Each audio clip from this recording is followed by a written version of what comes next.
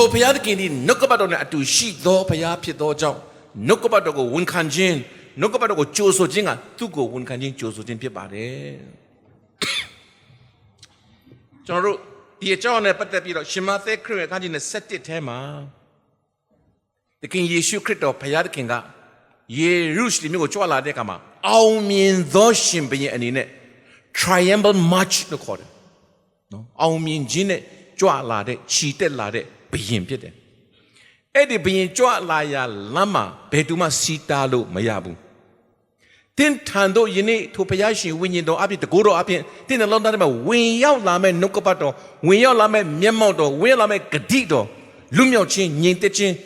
အနာရောဂါငြိမ်းခြင်းဘယ်သူမှစီးတားလို့မရဘူးအာမင်ထိုဘုရားခင်ကိုကျွန်တော်တို့လက်ကိုတီးလက်ကြိုဆိုကြရအောင်ဘုရင်ဖြစ်ပေမဲ့အခွင့်အာဏာရှိပေမဲ့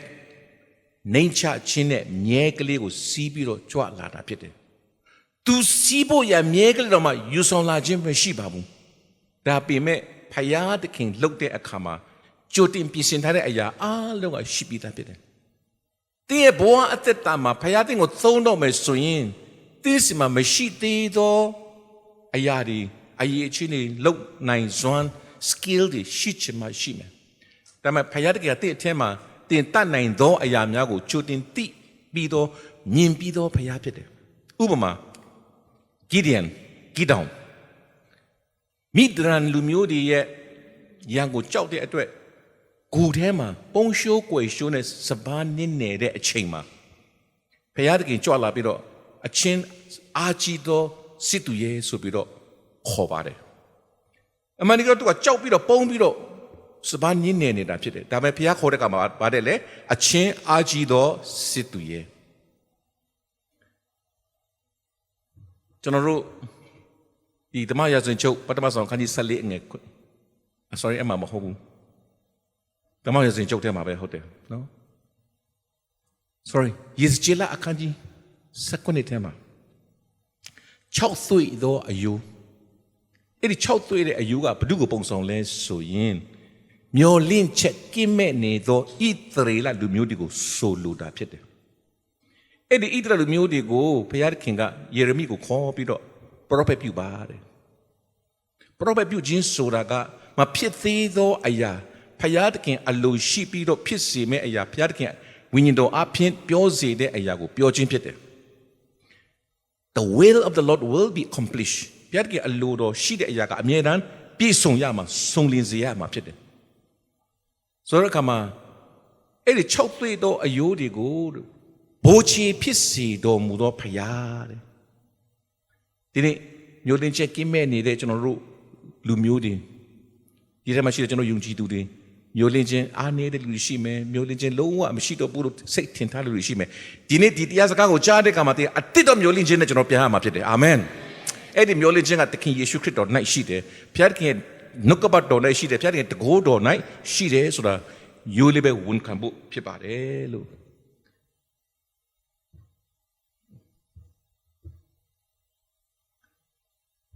ယေရုရှလင်မြို့အနီးသို့ချင်း၍တန်လွင်တောင်ခြေရင်း၌ဘက်ဖာဂေရွာသို့ရောက်ကြသောအခါယေရှုသည်တပည့်တော်နှစ်ယောက်ကိုဆေလွတ်၍တင်တို့ရှေ့၌ရှိသောရွာကိုတွားကြထိုရွာ၌ချီနှောင်လျက်ရှိသောမြေးမနှင့်မြေးကလေးကိုတင်တို့သည်ချက်ချင်းတွေ့လိမ့်မယ်တခါမှမရောက်ဘူးတဲ့ရွာပါဘာရှိလဲဆိုတာမသိပေမဲ့ဖယားခင်ကတည်တော်မူသောဖယားဖြစ်တယ်တပည့်တော်ကိုဆေလွတ်တဲ့အခါမှာလက်ရှိတဲ့နဲ့မဆေလွတ်ဘူးဂတိစကားနဲ့ဆေလွတ်တယ်တကောပိတ်တဲ့နဲ့ဆေလွတ်တဲ့ဖယားခင်ဖြစ်တယ်ဒီနေ့တင်ကိုဖယားခင်ကသခင်အလိုရှိပြီးဆေလွတ်ရင်လေထိုနည်း၎င်းပဲတင်မသိဘူးသောအရာမရောက်ဘူးသောအရာတခါမှမကြုံဘူးသေးသောအရာများကိုအသစ်သောအရာများကိုကြုံတွေ့စေမဲ့ဖယားခင်ဖြစ်တယ်ဒီနှုတ်ကပတ်တော်ကဘာပြောထားတယ်ဆိုလို့ရှိရင်ဟေရှာယအခန်းကြီး43အငယ်19မှာကြည့်ရှုတော့အမှုသစ်ကိုငါပြုမယ်ယခုပေါ်လာလိမ့်မယ်တင်တို့သည်အမှန်သိမြင်ရကြလိမ့်မယ်အကယ်စင်စစ်တော၌လမ်းကို၎င်းလွင်ပြင်းတဲ့စီးသောရေကို၎င်းငါဖန်ဆင်းမယ် ဘယင်တကာတို့ရဲ့ဘယင်ဖယားတခင်ကြွလာတဲ့အခါမှာငါတို့မျက်စိဖြစ်မမြင်နားဖြစ်မကြားစိတ်နှလုံးဖြစ်မကြံစီရသေးတဲ့အမှုတစ်ကိုကျွန်တော်တို့ကိုပြုပေးမဲ့ဖယားဖြစ်တယ်ဟာလေလုယာထိုဘယင်ကြွလာတဲ့အခါမှာမျက်စိဖြစ်မမြင်နားဖြစ်မကြားစိတ်နှလုံးနဲ့တော့မကြံစီသေးတော့အမှုတစ်ကိုပြုမဲ့ဖယားဖြစ်တယ်ယခုပေါ်လာလိမ့်မယ်တဲ့ယုံကြည်ခြင်းကယခုဖြစ်တယ် now faith is the substance of hope for it is ကမှာတော့ရှင်းရှင်းလေးယခုဆိုစကားလုံးထည့်ထားတယ်ဘာမှလို့ကြတော့မျောလင်းယုံကြည်ခြင်းနဲ့မျောလင်းတော့အရာတော့ကိုမျက်မှောက်ပြုခြင်းဖြစ်တယ်ဆိုတာကိုမြင်တတ်ရင်တော့မျက်မှောက်ဆိုတာယခုကိုရှေ့မှာပေါ်လာတဲ့အရာပါပဲတကယ်တော့အတူတူပါပဲဒါပေမဲ့ပုံပြီးထင်ရှားတာကအင်္ဂလိပ်မှာထင်ရှားပါတယ်ပြီးတဲ့အခါမှာဘာပြောလဲဆိုရင်တင်တို့ဒီအမှန်သိမြင်ရကြလိမ့်မယ်နံပါတ်1ကသိရမယ်သိတဲ့အရာကိုမြင်ရမယ်ပြီးတဲ့အခါမှာရမယ်လို့မျှော်လင့်ရမယ်အာမင်ဘယ်လိုသိမလဲကိုယ်တိုင်ဖတ်ခြင်းအပြည့်သိနိုင်တယ်ဒီလိုကျွန်တော်တရားဟောချက်ရှိတဲ့နေရာမှာ YouTube ကပဲနားထောင်နော်တို့ဒီကျွန်တော်တို့ဘိတ်မှာတော့မလာပြီးပဲနားထောင်ကြားခြင်းအပြည့်သိတာဖြစ်တယ်ကြားဖို့ကအရေးကြီးတယ်မနေ့ကကျွန်တော်တို့ဆရာမကြောင်အောင်သူတက်တည်ခံသွားတယ်နော်သူငယ်တုန်းခါမှာအချစ်တချင်းလေးပဲသူကအမြဲတမ်းကြားနေတာကိုဆိုတော့အဲ့ဒါတွေကသူ့ကိုအလွန်များစေတယ်။ဒီနေ့ကျွန်တော်တို့ရဲ့တက်တာမှာဖယားအတန်တော်များကြားတတ်ဖို့အရေးကြီးတယ်။ဒါဆိုယုံကြည်ခြင်းကကြားနာခြင်းကလာတာကိုဘာကြားတယ်လဲ။အေးကြားတဲ့အရာမြင်တဲ့အရာကနှလုံးသားအထဲမှာရောက်ပြီးတော့ကျွန်တော်တို့ရဲ့အသက်တာမှာယုံကြည်ခြင်းကိုပွားများစေတာဖြစ်တယ်။အဲ့ဒီယုံကြည်ခြင်းကဘယ်ကလာလဲကြားနာခြင်းကလာတယ်။တော့များဖျားစကားကြားဖို့လိုတယ်။ကိုယ့်အကိုဖတ်ခြင်းအပြင်တော့၎င်းအတန်ထွက်ပဲဖတ်နော်ကျွန်တော်ဒီမီဒီယာကနေပြီးတော့အတန်ကြားပြီးတော့ပဲကြားဖို့လိုတယ်အဲ့လိုကြားတဲ့အရာကိုသိဖို့လိုတယ်ကြားပြီးတော့မှကျွန်တော်တို့ ignore လို့ခေါ်တယ်နော်ဂရုမပြုတဲ့အခါတွေများစွာရှိတယ်ဆိုတော့ကျွန်တော်တို့သိဖို့လိုတယ်ကြားတဲ့အရာကိုသိဖို့လိုတယ်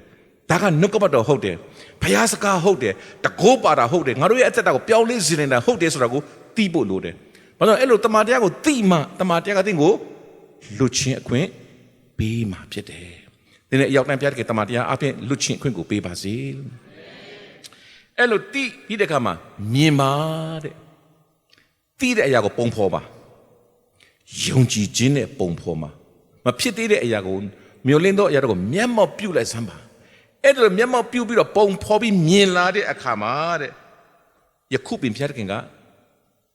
အမှုတစ်ကိုပြုတ်ပေးမှဖြစ်တယ်တောနဲ့လမ်းတောဆိုတာလမ်းမရှိဘူးနော်လမ်းမရှိတဲ့နေရာမှာလမ်းမျောလင်းချက်မရှိတဲ့နေရာမှာမျောလင်းချက်မဖြစ်တဲ့နေရာမှာဖြစ်စေသောဖယားတောနဲ့လမ်းကိုဖြစ်စေမဲ့ဖယားတခင်ဖြစ်တယ်ဟာလေလုယာတော့ဒီနေ့ကျွန်တော်မျောလင်းချက်မရှိတော့ဘူးဆိုရင်ငါတို့မျောလင်းရာတစ်ခုရှိသေးတယ်အဲ့ဒါကကောင်းကင်မှာဖယားတခင်ပလင်တော်ခြေတော်ရင်းကစီးစင်းတော့မြစ်တမြစ်ရှိသေးတယ်အဲ့ဒီမြစ်ကနေစီးစင်းလာမဲ့အဲ့ဒီဖယားတခင်ကမှလာမဲ့မျောလင်းခြင်းက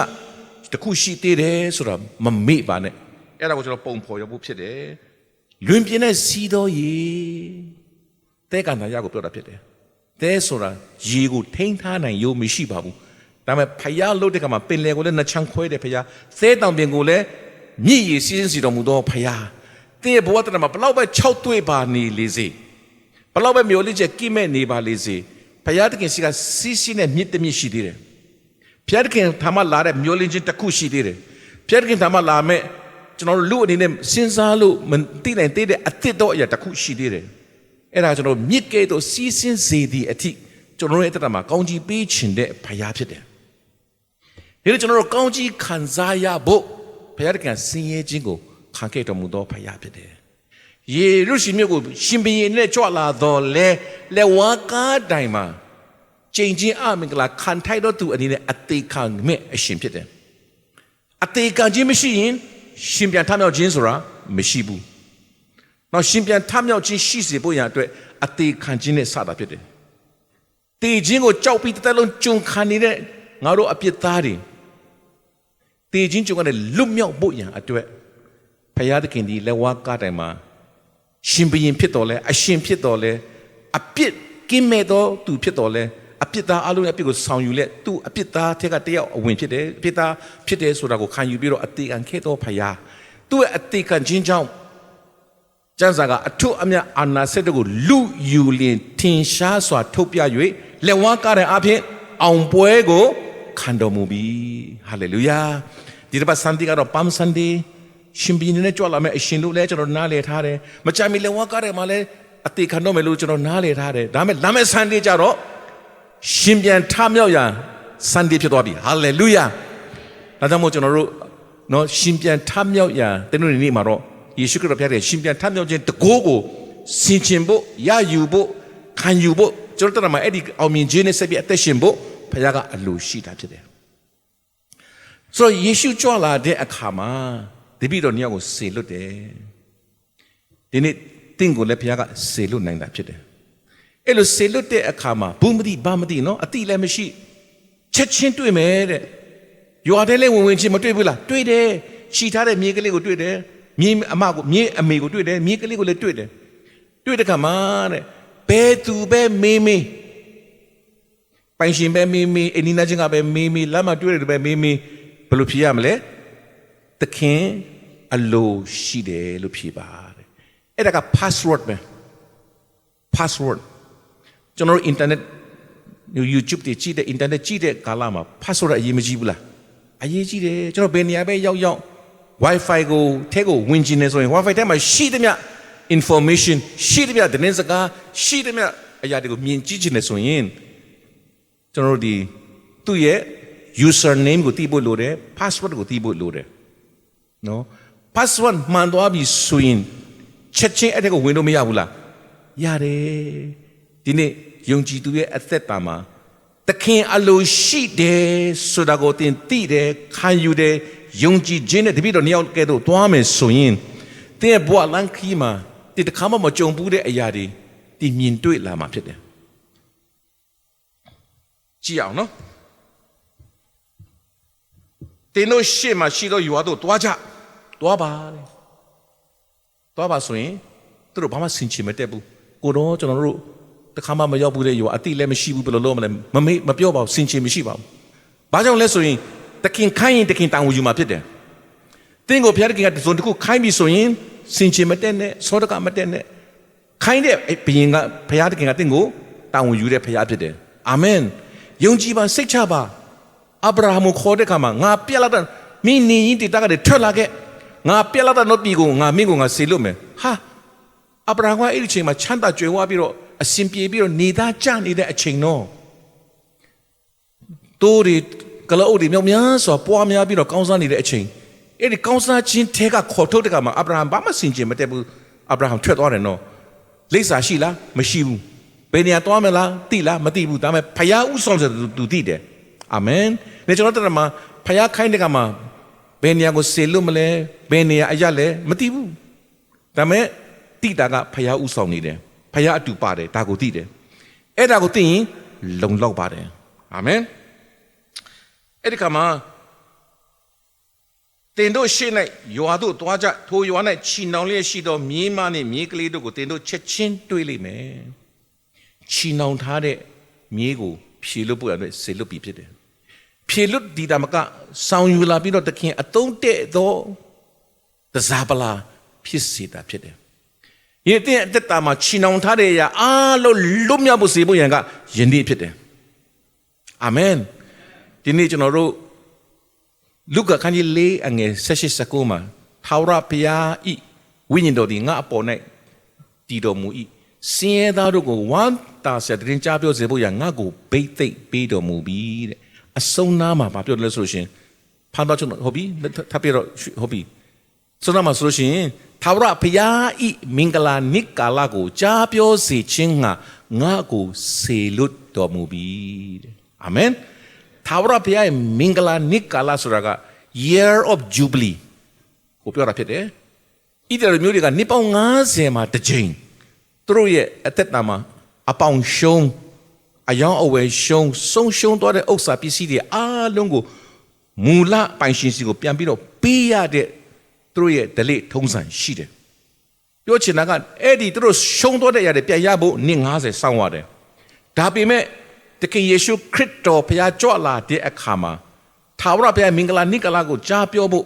ယေရှုခရစ်တော်ယုံကြည်လက်ခံလိုက်တဲ့အခါမှာနှစ်90 စောင့်ဆရာမလို့တော့ပဲနဲ့ဘုရားသခင်ရဲ့ဂျေဇုပြုခြင်းအရာကိုယနေ့ကျွန်တော်တို့ခံစားရမယ်လို့ပြောတာဖြစ်တယ်အာမင်တော့သင်ဘဝတက်တာမှာငါသာရဖို့ကြာအောင်မယ်လို့မစင်စားပါနဲ့ခရစ်တော်ဘုရားသခင်ကယခုပင်ပေါ်လာလိမ့်မယ်တဲ့တော၌လမ်းကိုပြင်ဆင်ပေးမယ်ဘုရား၆တွေ့လေးမြင်မှာမြည်ရီကိုစီးဆင်းစေတော်မူသောဘုရားဖြစ်တယ်ဆိုတာကိုရိုးရိုးလေးပဲယုံကြည်မျှော်လင့်ပြီးတော့ကြားသိမြင်ဖို့ရအတွက်ဒီနေ့ဘုရားရှင်တင်ကိုစကားပြောပါစေချက်ချင်းတွေးလိမ့်မယ်တဲ့မြေကျိုးကိုဖြည်၍ငါထံသို့ဆောင်ခဲ့ကြသူတပါးဒီတို့အားတစ်စုံတစ်ခုကိုဆိုလျင်သခင်အလိုရှိသည်ဟုပြောကြလော့ထိုတို့ပြုလျင်ထိုသူတို့သည်ချက်ချင်းပေးလိမ့်မည်ဟုမှာထားတော်မူ၏ထိုကနထိုအကြောင်းအရာမူကားတင်းရဲ့အရှင်မင်းကြီးမြေမနှင့်မြေကလေးကိုစီး၍နူးညံ့သိမ်မွေ့သောစိတ်နှင့်တင်ရှိရသောကြွလာတော်မူသည်ကိုကြည့်ရှုလော့ဇိအုန်တို့သမီးတို့အားပြောကြလော့ဟူသောပရောဖက်၏နှုတ်ထွက်စကားသည်ပြည့်စုံဖို့အကြောင်းဖြစ်တယ်တဲ့ဇာခရိခန်းကြီး9အငယ်9မှာပရောဖက်ပြုထားတဲ့အရာပြည့်စုံစေဖို့ရန်အတွက်ဖြစ်တယ်တင်းထန်တို့ဖခင်ကလာတဲ့ခါမှာနူးညံ့သိမ်မွေ့တဲ့နီးနဲ့လာမှာဖြစ်တယ်နူးညံ့သိမ်မွေ့လွန်းလို့ထိုသခင်ကြွလာမှန်းတော်မှာမတိလိုက်တဲ့အရာမျိုးဖြစ်သွားနိုင်တယ်ဆိုတော့ဒီနေ့ကျွန်တော်တို့ကမျှော်တင်ထားဖို့ကဘယင်တကားတို့ရဲ့ဘယင်အရှင်တကားတို့ရဲ့အရှင်တင့်ထန်တို့ကြွလာခြင်းတယ်ယခုကြွလာနေတော့ဖခင်ဖြစ်တယ်ကျွန်တော်တို့ကတကားဖွင့်ပေးမယ်ဆိုရင်တင်းနဲ့အတူစားတောက်မဲ့ဖခင်တခင်ဖြစ်တယ်တင်းကိုလမ်းပြမဲ့ဆွဲခေါ်မဲ့လွတ်မြောက်ခြင်းပေးမဲ့ဝမ်းမြောက်ခြင်းပေးမဲ့ဘိုးချီဖြစ်စေမဲ့ဖခင်တခင်ဖြစ်တယ်ဆိုတာကိုယနေ့နှုတ်ကပတ်တော်အပြင်ကျွန်တော်တို့ခံယူကြရအောင်เนาะဒီနေ့ကျွန်တော်တို့အသက်တာမှာကိုအလိုအတိုင်းအသက်ရှင်ခဲ့တာကြာပါပြီအဲ့ဒါကငါဒီဟူသောကိုအလိုကိုဘယင်သခင်အနေနဲ့ထားခြင်းကိုပြောတာဖြစ်တယ်နော်ငါပက်ဆန်ငါရှာတာငါကြိုက်တယ်လို့သုံးမယ်ဒါငါရဲ့ကိုယ်ပိုင်အချိန်ငါကြိုက်တယ်လို့နေမယ်ငါကြိုက်တာလုပ်မယ်အဲ့ဒါငါဒီဟူသောငါကဇာတိအလိုဆန္ဒကသခင်အနေနဲ့ဘယင်အနေနဲ့ကျွန်တော်နှလုံးသားထဲမှာကျင်းကိုနေတာဖြစ်တယ်ဒီနေ့ဘုရားသခင်ကတင့်ထန်တို့ဘယင်အနေနဲ့ကြွလာမယ်ဆိုတဲ့အခါမှာသူ့ကိုနေရာပေးဖို့သူ့ကိုဦးစားပေးဖို့သူ့အဖြစ်ပဲအသက်ရှင်ဖို့ရအတွက်ပြောတာဖြစ်တယ်ကျွန်တော်နှုတ်အဖြစ်တော့သခင်ယေရှုခရစ်တော်ဘုရားသခင်မိမိရဲ့ကယ်တင်ပိုင်ရှင်အသက်သခင်အနေနဲ့နော်ကယ်တင်ပိုင်ရှင်အသက်သခင်နှစ်ခုနော်လက်ခံပါတယ်လို့ဝန်ခံပေမဲ့ယူသားဆိုပြောကြမယ်ဆိုရင်ကိုယ်အလိုအတိုင်းဆက်ပြအသက်မရှင်ကြဘူးလားအသက်ရှင်ကြပါတယ်နော်ဒီနေ့ပြန်တရိရဖို့ကပမ်ဆန်ဒေးမှာဘယင်ဖြစ်လက်နဲ့ဘယင်ဘုံစီးစေရှိသမျှကိုစွန့်ပြီးတော့ငါတို့အတွက်အသေးခံဖို့ကြွလာတဲ့ဖခင်ကြီးစွာသောအဖို့ခပေးဖို့အကြီးမားဆုံးသောဝေဒနာခံဖို့ညှင်းဆဲခြင်းခံဖို့ကြွလာတဲ့ဖခင်ရဲ့အချစ်ကိုနားလည်မြင်တတ်ဖို့ရအတွက်အားပေးခြင်းပါတယ်ထိုဘုရားရှင်တင့်ကိုအမြဲတမ်းချစ်တော်မူသောဘုရားသခင်ဖြစ်တယ်မိခင်ကနှုတ်ဆိုတငယ်ကိုစွန့်ကျင်စွန့်မယ်ငါမစွန့်ဘူးတဲ့ဖခင်ကစွန့်ဖို့ထုံးစံမရှိဘယ်တော့မှမစွန့်ဘူးနော်မိဘအလိုမရှိဘဲနဲ့မွေးဖွားလာတဲ့ကလေးတွေမြောက်များစွာရှိပါတယ်ကဘာပေါ်မှာဒါပေမဲ့မွေးဖွားလာတဲ့ကလေးတိုင်းကဖခင်သခင်ကပွားများကြလို့ဆိုတဲ့အမိန့်အဖြစ်ဖြစ်လာတဲ့အရာဖြစ်သောကြောင့်ဖခင်သခင်ပွားများစေသောဖခင်ဖြစ်သောကြောင့်ဖခင်ကထိုသူကိုအသိမှပြုပြီးတော့လက်ခံတော်မူသောဖခင်ကြည့်ရှုတော်မူသောဖခင်သခင်ဖြစ်တယ်ကျွန်တော်မိသားစုမှာလည်းတွေ့ကြုံခဲ့တဲ့အရာတွေကျွန်တော်ခဏတက်တည်ခံပါတယ်လို့မိခင်မလိုပဲစွန့်ခဲ့တော်လဲဖခင်ကမစွန့်ဘူးကြိုတင်ပြီးတော့ပြင်ဆင်ထားတဲ့အရာတွေများစွာရှိပါတယ်နော်ဒီနေ့ကျွန်တော်တို့ရဲ့ဘဝအသက်တာမှာဖခင်ကသခင်အနေနဲ့နေခြင်းလေဆိုတာကကျွန်တော်တို့ကိုစိုးစံအုပ်ဆိုးဖို့အနိုင်ကျင့်မှုမဟုတ်ပါဘူးကောင်းစေခြင်းသောကြောင့်ကောင်းသောအကြံစီကျွန်တော်စီမှာပြည့်စုံစေဖို့ရန်ကိုတော်အားဖြင့်သာပြည့်စုံမဲ့အရာဖြစ်သောကြောင့်ထိုအရာတွေပြည့်စုံစေဖို့ဒီနေ့ထိုဘုရားသခင်ကဘယင်အနေနဲ့တင့်ထန်တို့ကြွလာနေပြီဖြစ်တယ်ကျွန်တော်တို့ဘက်ကဘယ်လိုခံယူမလဲနော်ပမ်ဆန်ဒီကိုကျွန်တော်မျှော်ကြည့်ကြရအောင်နော်အဲ့ဒါမှတခါမှမစီးဘူးတဲ့မြေကလေးပေါ်မှာခရစ်တော်ဘုရားကကြော့စီးတဲ့အခါမှာညင်ဝတ်စွာအစီးခံတယ်ကျွန်တော်တို့မြင်ဘူးမှာပါနော်ကျွန်တော်မြင်းပဲဖြစ်စေမြဲပဲဖြစ်စေနွားပြဿနာပဲဖြစ်စေနော်ကျွန်တော်တို့စီးဖို့ရမကြည့်ရသေးတဲ့သရိษံဆိုရင်လူကတက်စီးတဲ့တကယ်ကိုယုံရင်ဆန်ခတ်နဲ့ခါချတာနော်မရမကခါချတာနော်ဒါပေမဲ့ဘုရားသခင်ကကြွလာတဲ့ခါမှာကျွန်တော်တို့တက်တာမှာနော်ဘုရားသခင်ကြွလာခြင်းကိုညင်ရိုင်းကဲ့သို့နွားရိုင်းကဲ့သို့ခါချတဲ့အချိန်ပေါင်းအများကြီးရှိကောင်းရှိခဲ့ပါလိမ့်မယ်ဒီနေ့တော့ဒီသင်္ကန်းစာကိုယူပြီးတော့သခင်အလိုအတိုင်းဖြစ်ပါစေ လို့ကျွန်တော်တို့ဝန်ခံပြီးတော့ကျွန်တော်တို့အတွက်မကြမီကားတိုင်းတက်ပြီးအသေးခံတော့မဲ့ရှင်ဘရင်ကိုကြိုးဆိုမယ်လက်ခံမယ်အခွင့်ပေးမယ်ဆိုရင်ဖခင်အသုံးတဲ့သောတစားပလာဖြစ်လာမှာဖြစ်တယ်အာမင်တောင်ဖခင်သခင်သည်ကျွန်တော်အရောက်စီတိုင်းကိုအသုံးပြုခြင်းတော်မူသောဖခင်နော်ဖခင်သခင်ကသုံးတယ်လို့ပြောတဲ့အခါမှာဒီမြဲကလေးကတခါမှကျွန်တော်တို့စီးဖို့ရအတွက်အသွင်တင်မခံရသေးတော့အရင်ဖြစ်တယ်လို့ပြောထားတဲ့အတိတ်ပဲကနေကျွန်တော်တို့ရဲ့အသက်တာမှာဖခင်သခင်သုံးတယ်ဆိုတာကလေကျွန်တော်တို့ဘက်ကနေပြီးတော့ဖခင်သခင်သုံးပါလို့နှလုံးသားထဲကနေချခြင်းနဲ့ဝန်ခံခြင်းရှိဖို့လိုတယ် available ဖြစ်ဖို့လိုတယ်အစင်သင့်ဖြစ်ဖို့လိုတယ်သခင်အလိုရှိတဲ့ခါမှာအစင်သင့်အသုံးတဲ့တော့တစားပလာဖြစ်ဖို့လိုတယ်အဲ့ဒါကိုပြောတာဖြစ်တယ်ကျွန်တော်ဘက်ကနေပြီးတော့ available ဖြစ်မယ်ဆိုရင်ဖခင်ကသူ့ရဲ့ ability သူ့ရဲ့အစွမ်းနဲ့ကျွန်တော်တို့ကိုသုံးသွားမှာဖြစ်တယ်ဥပမာဟိုတုန်းကကျွန်တော် smartphone တွေမရှိသေးခင်ကာလမှာကျွန်တော်တို့အိမ်ဖုန်းတွေကိုနော်ကြိုးဖုန်းတွေကိုသုံးတယ်ကြိုးဖုန်းမှာကျွန်တော်များသောအားဖြင့်ဘောပင်တွေခဲတံတွေကိုကြိုးနဲ့ချီပြီးတော့ထားတတ်တယ်ပြောချင်တဲ့အရေးကြီးတဲ့အခါမှာမှတ်စရာတားစရာရှိတဲ့အခါမှာဟိုရှာတီရှာမရှာရအောင်ကျွန်တော်အမြဲတမ်းအစင်သင့်ဖြစ်အောင်ကြိုးနဲ့ချီထားပြီးတော့ထားတတ်တာဖြစ်တယ်သခင်အလိုရှိတဲ့အခါမှာသုံးလို့ရအောင်ထားတာဖြစ်တယ်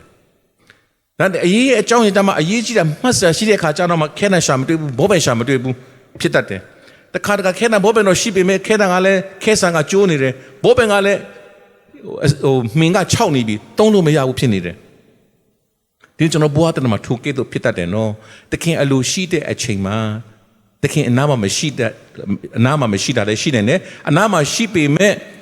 သုံးဖို့အစင်တဲ့မဖြစ်တာရှိနိုင်တယ်ဒီနေ့ဘုရားတခင်ဘက်ကနေပြီးတော့ကျွန်တော်တို့ကိုအမြဲတမ်းသုံးနိုင်တဲ့ဘုရားကျွန်တော်တို့ဘက်ကနေပြီးတော့သခင်အလိုရှိရာအသုံးပြုပါလို့နှလုံးသားထဲကဝန်ခံမယ်ဆိုရင်တို့သခင်နဲ့တင်ကိုလိုတဲ့နေရာမှာသုံးသွားမှာဖြစ်တယ်သခင်စီးလာတဲ့မြေကလေးကိုတရွာလုံးတစ်မျိုးလုံးကလက်ခံကြိုဆိုကြတယ်ဘုရားတင်နဲ့သူရှိတယ်ဖခင်ရဲ့လူဖြစ်တယ်ဖခင်ဗိတ်သိက်ပါတယ်နှုတ်ကပတ်တော်အတိုင်းတဲဆောင်တော်သူဖြစ်တယ်ဆိုရင်လူတွေကလည်းအလိုနေလက်ခံတယ်ဗျသူတို့သိတယ်ဘုရားကပြင်ဆင်ထားပြီးသားဖြစ်တယ်တခါကိုကတာလေဆရာကြီးလိုနေပြီးတော့မှဖခင်ကလည်းမစီလို့ဘူးဖခင်လူတိုင်းလည်းအသက်မရှင်တဲ့အခါမှာလူတွေကလည်းသူတို့ဝိညာဉ်ထဲမှာခံစားရတယ်သူတို့မကောင်းတတ်လို့အာနာလို့တာမငင်းပေမဲ့နှလုံးသားတွေကတော့သိ welcome မလုပ်တဲ့အခါတွေရှိတယ်နော်ဆရာတို့ကြုံဘူးတွေဟာတွေအများကြီးကျွန်တော်ကြုံဘူးခဲ့တယ်နော်ဒါမပြောတော့ဘူးသို့တော့တခင်စေလို့ရင်တခင်ပါရင်လူတွေကလည်းဝမ်းမြောက်စွာလက်ခံပြီးတော့ကြိုဆိုကြတာဖြစ်တယ်သူတို့ဘာကိုအော်ဟစ်ကြလဲ Lord save us now တခင်ယခုပင်ကယ်ပါယခုပင်ကယ်ပါအဲ့ဒါဟောရှနာဆိုတဲ့အဓိပ္ပာယ်ဖြစ်တယ်ဟောရှနာဖြစ်စေတည်းယခုပင်ကယ်ပါဒီတင်ဘဝတတာကျွန်တော်ဘဝတတာမှာမျိုးလင့်ခြင်းမရှိလို့မျိုးလင့်ချက်ကင်းမဲ့နေရင်ယခုပြီမျိုးလင့်ချက်ပေးပါ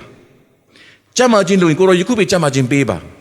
လူမျိုးချင်းလို့ကိုရောယခုပြီလူမျိုးချင်းပေးပါဆိုပြီးတော့ထိုသခင်ကိုကျွန်တော်တို့အော်ဟစ်ကြရအောင်အဲ့ဒါကကျွန်တော်ပမ်ဆန်ဒေးရဲ့အဓိပ္ပာယ်ဖြစ်တယ်ဟောရှနာဖြစ်စေတည်းဆိုတဲ့တခြင်းလေးအဖြစ်ကျွန်တော်ဖျက်ကိုချီးမွမ်းကိုကြရအောင်နော်ဟိုဆန်နာဟိုဆန်နာHosanna in the highest တခြင်းကိုကြိုဆိုပြီးတော့တော့ကျွန်တော်တို့ဘက်ဖာကင်ယွာမှာခရစ်တော်ကြွလာခြင်းမှာကြိုဆိုတဲ့အထဲမှာကျွန်တော်ပါဝင်တကယ်တော့စိတ်ထဲမှာယုံကြည်ခံစားလျက်ထိုသခင်ကိုကြိုဆိုရအောင်ထိုသခင်ဝင်လာတဲ့ခါမှာလည်းအခွင့်ပေးရအောင်အာမင်ထိုသခင်ဝင်လာတဲ့ခါမှာအခွင့်ပေးရအောင်တင့်ကိုဘယ်နေရာမှာသုံးမယ်ဆိုတာကိုတော်ကသိတယ်ဘယ်နေရာမှာသုံးခြင်းလဲဆိုတာကိုတော်သိတယ်ကိုတော်သုံးပါလို့ဝန်ခံပြီးတော့ဆက်ကမယ်ဆိုရင်သခင်ကတင့်ကိုသူအလိုရှိရာသုံးလာမှာဖြစ်တယ်အဲ့တော့အလိုရှိတဲ့အရာမှာစီးတားမှုခက်ခဲမှုတွေရှိလာတတ်ပါတယ်အဲ့ဒီခါမှာ password ကပါလဲသခင်အလိုရှိတယ်ပဲပြောလိုက်ပါနော်တင်းရဲ့ဘဝရှိမှစီးတားတဲ့နောက်ရှိတဲ့အရာတွေအားလုံးကနေပြီးတော့လွတ်မြောက်ခွင့်ပေးမှာကထိုသခင်ဖြစ်တယ်အာမင်နော်အလုတ်အပြင်ကိုယ့်ရဲ့စီးပွားရေးလုပ်ငန်းအပြင်မိသားစုအပြင်အစီအသားရှိခဲ့မယ်ဆိုရင်လည်းဒီအရာတွေအားလုံးကိုအောင်မြင်ကျော်လွှားစေတဲ့ကသခင်အလိုရှိတယ်ဆိုတဲ့ password ဖြစ်ပါတယ်အဲ့ဒီ password ကိုတင်သုံးတာနဲ့တပြိုင်နက်အဲ့ဒီ wifi ထဲမှာရှိတဲ့အရာအားလုံးကိုတင်သုံးခွင့်ရှိတယ်လို့ကောင်းကင်နဲ့ဆက်ဆက်တဲ့ဓမ္မမင်္ဂလာအလုံးစုံတင်တို့တဲ့ပြင်ဆင်ထားပြီးတော့အရာများကိုတင်ကိုဝင်ခွင့်သုံးခွင့်တို့ဘုရားရှင်ကပေးမှာဖြစ်တယ်။ကျေးဇူးပါဘုန်းကြီးပါစေ။ The shadow window a dream alone again အစင် sing oh so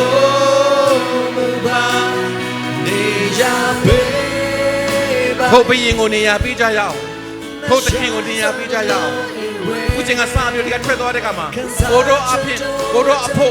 They should not have the second Yao.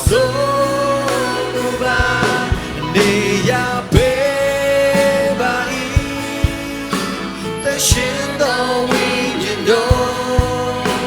I dream alone night and night. I say oh so.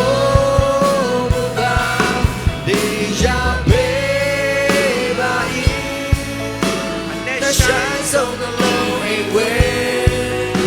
'Cause I just don't tonight. I sing oh so when you know.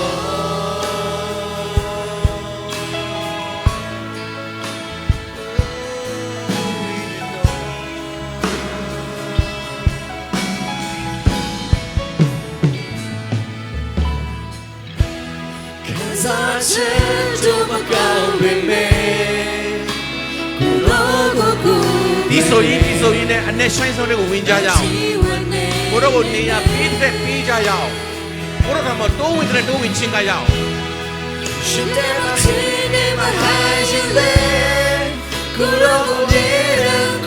Hallelujah yes Lord we will do the Lord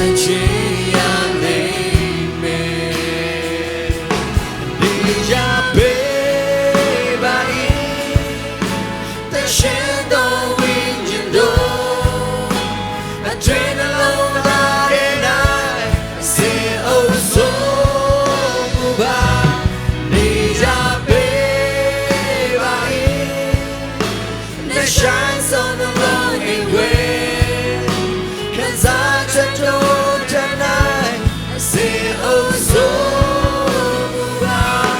we know. We know.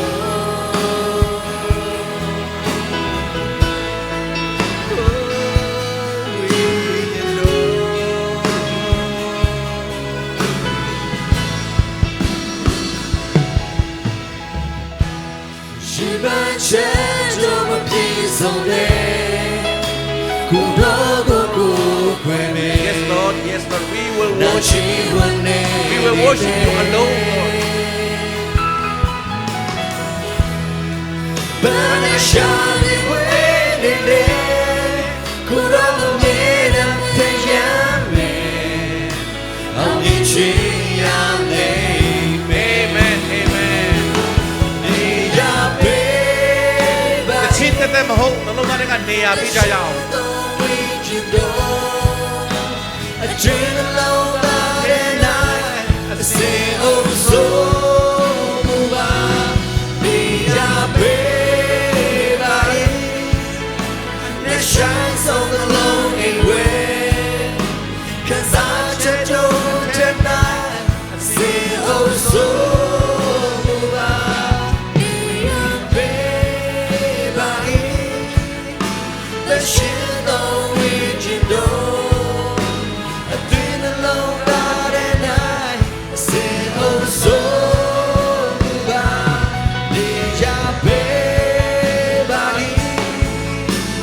Shines on the lonely way.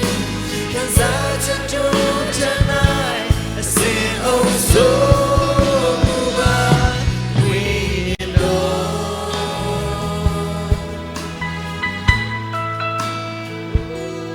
We know.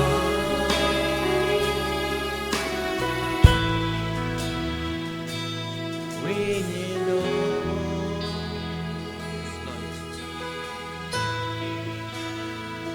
တမန်တရားကိုအကျွမ်းမဲ့တုန်တင်ပြတာပြမဲ့တန်ရှင်သောဝိညာဉ်တော်ဘုရား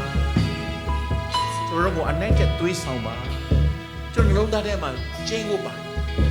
ဘယင်အနေနဲ့သခင်အနေနဲ့ကျင်းဖို့ပါဘုရားဒီနေ့မတရလက်ကိုကိုကိုးကွယ်နေကြတော့သားသမီးတို့ရဲ့နှလုံးသားထဲမှာနေရာယူပါပြီပဲရောက်တိုင်းထိုဘုရားကိုသခင်အနေနဲ့ထားပြီးတော့ရှိလာမယ့်အသက်တာသခင်အလိုနဲ့အသက်ရှင်သောသခင်အလိုရှိသည်လို့ပြောလျက်ထိုသခင်ရဲ့ကောင်းကြီးမဆခြင်းပွဲကားခြင်းတွင်တင်ခြင်းများကိုခံယူတော်တာမင်းတီးတီးပြည့်စုံဖို့ကိုကောင်းကြီးပေးပါကျေးဇူးကြီးတဲ့ဝန်ခံလျက်အသက်ရှင်တော်ယေရှုနာမနဲ့ ဆုတောင်းဆက်ကအနန္တကြပါတဲ့ဖခင်ဆိုတော်ဘုရား အာမင် အာမင်ထိုင်ကြရအောင်